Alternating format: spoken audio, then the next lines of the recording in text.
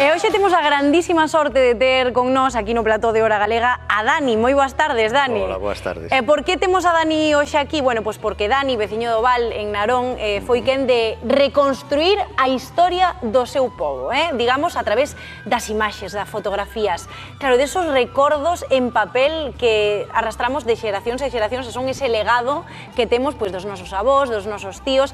Pero primeiro, para que se fa unha idea do que fixo Dani, quero que non lo contes ti. Dani, porque ti empezaches e comezache coa idea de quero as fotos dos meus antepasados, dos meus avós, dos meus tíos, contanos. Sí, a idea foi que, bueno, nace do amor tanto a fotografía como tamén ao meu pobo. Entón, aí veía que estaban empezando a faltar persoas, que as casas se acaban vendendo, entonces foi unha idea de recopilar todo eso, ¿no? E isto naceu, pois, a idea foi no 20, perdón, creei a páxina web e a partir de aí empecé a recopilar fotos.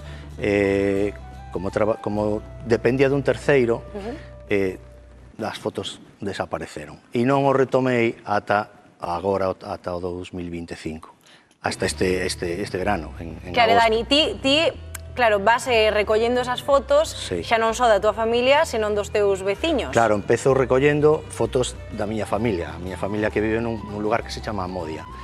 E a partir de aí, tampouco quería que fose Amodia na memoria, que fose o Val na memoria. Entón, a partir de aí fun intentando contactar con outros xentes de...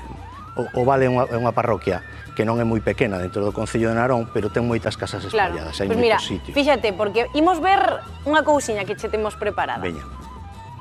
Pois nesta foto está meu pai nunha orquesta. Esta creo que era Brasil. Está tocando a trompeta. E despois hai outro aquí abaixo, pola parte de abaixo, que era un amigo del, Manolo, tocando o clarinete.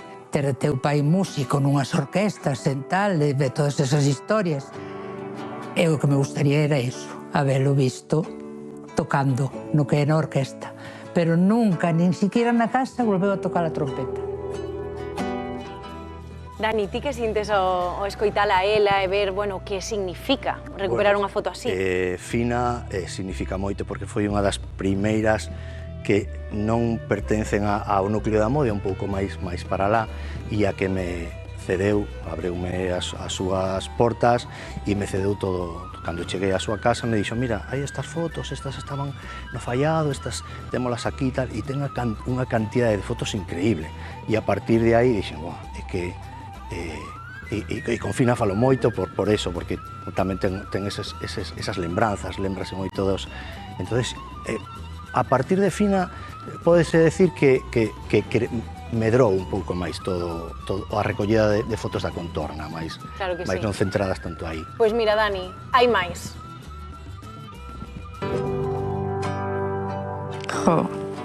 Pois a miña querida mai, preciosa, luchadora como ningunha. Criounos con tanto esfuerzo que tiñamos que facer, non sei, algo maravilloso. Porque miña nai quedou viuda, quedou conmigo na barriga, con miña hermana de 2 anos, tiña 2 vaquiñas e isto era o alimento dela para nosotras. Dani, que eu penso que poucas cousas hai máis fermosas que recuperar e que é a historia de tantas familias, de tantos veciños, e é un xeito tamén de que a historia non aleve o tempo e que se conserve, non, entre xeracións. Esta foto é increíble, porque fala dun tempo de unha muller que tiña esas 2 fillas e tiña unha que viña a nacer e desgraciadamente o seu home faleceu no mar e quedou ela sin recursos.